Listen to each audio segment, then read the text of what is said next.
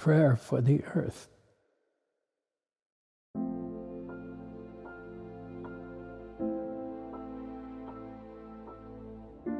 Let us just see it, simply, enough to drink in spring's radiance, the yellow Scotch broom against green fields.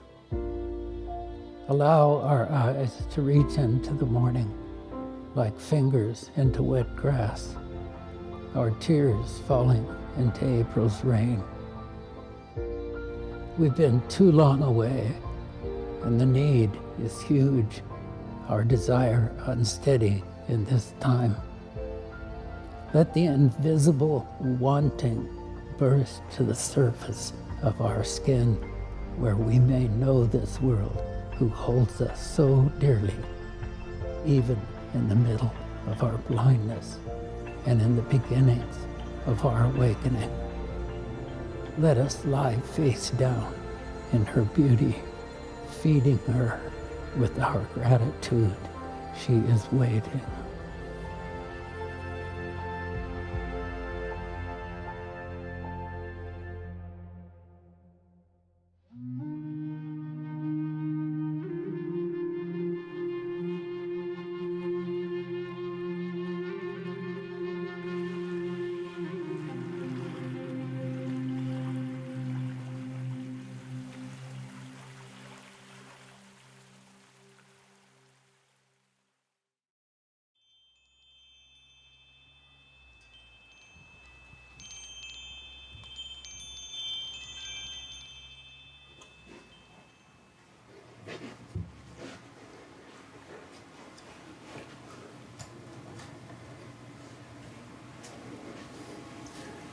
This is the cockpit where I work.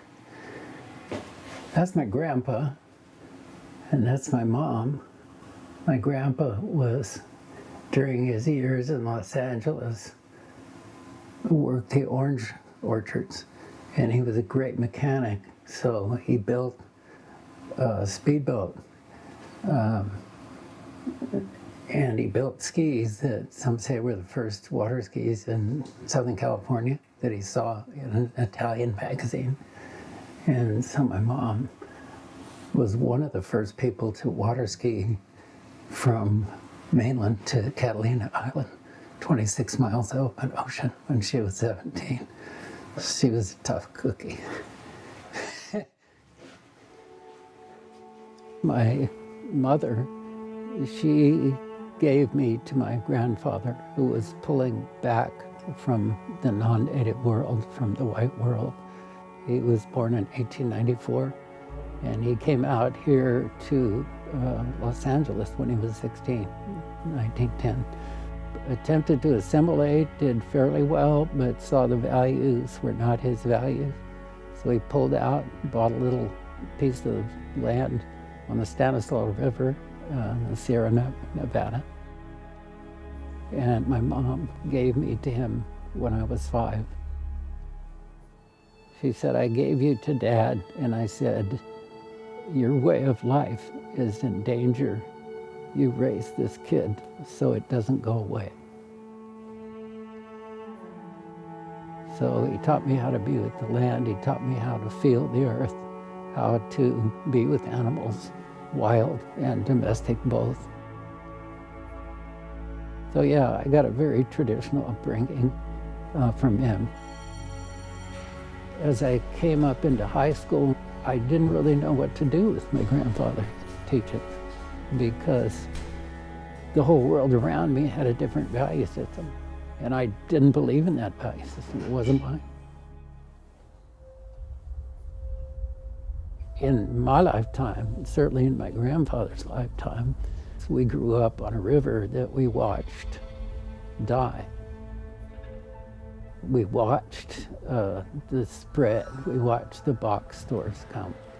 We watched herds of deer diminish, become smaller and smaller, flocks of birds where, you know, you might be out in the field and see 700 or 800 blackbirds take off at once and go across the sun. And we watched that become 6, 5, 4, 3, 2, 100. Now you're lucky if you see 20. So all this stuff around climate change, it just blows my mind that people are in shock about this, because my elders have been telling me about this my entire life. So now all of a sudden people are waking up because their science tells them what's right in front of their face. It boggles the mind.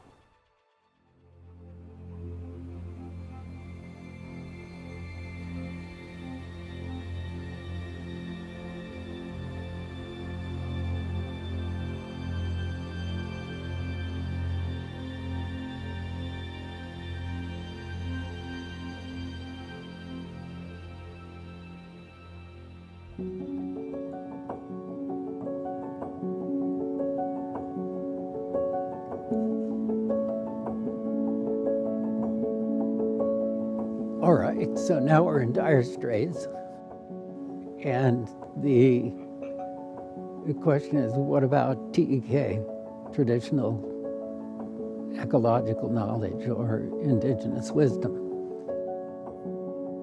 The picture of indigenous wisdom that people are projecting is their own picture of what was happening here in terms of sustainability before they came along and screwed everything up with their predatory nature and their right to maintain that predatory nature.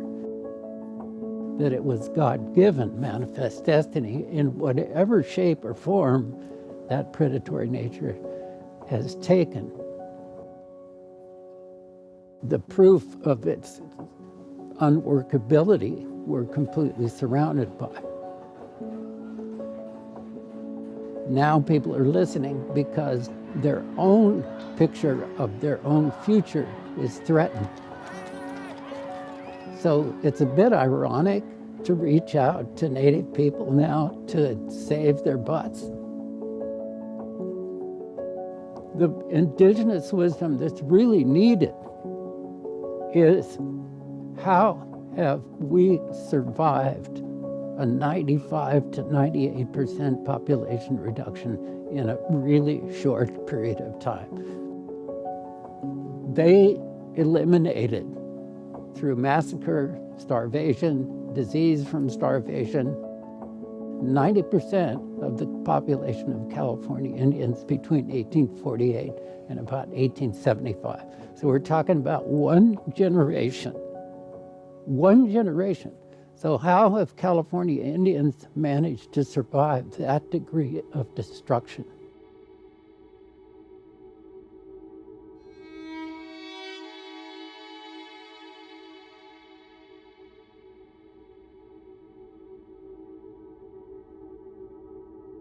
To really study the genocide, to study what happened here, is the process of coming to a point of humility.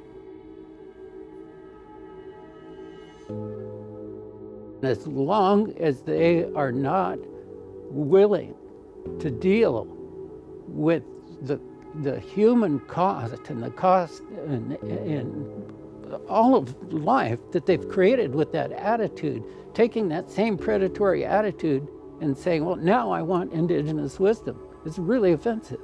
And it's not going to work. It will not work.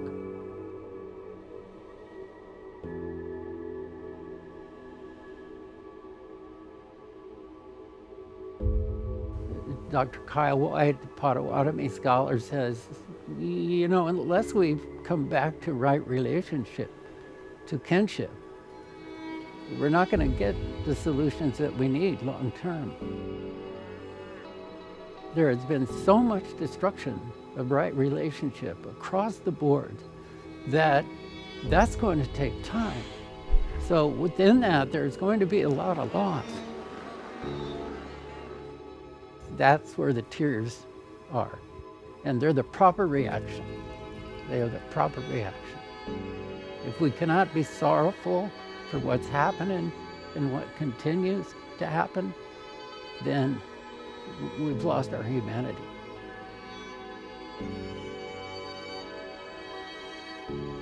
This is the real indigenous wisdom.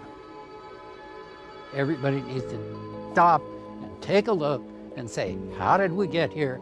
How does our treatment of Turtle Island and its people and its creatures show us what we need to learn about ourselves? This is the indigenous wisdom that people need to focus on, not their imagined picture of sustainability.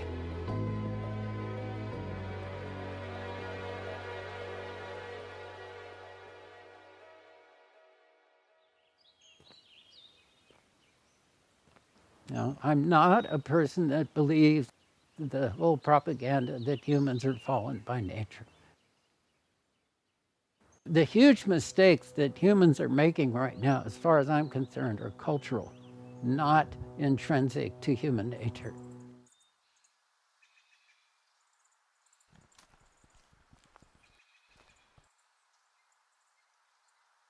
If we really educate ourselves and we really learn about this and we really listen and look and feel what's happening, the tears are enormous sometimes. But don't stop there. There's too much work to be done. And having that communication with Indigenous people is part of that. Because nobody's going to get in their canoe and row back over to Europe. We've got to figure out how to do it here together now.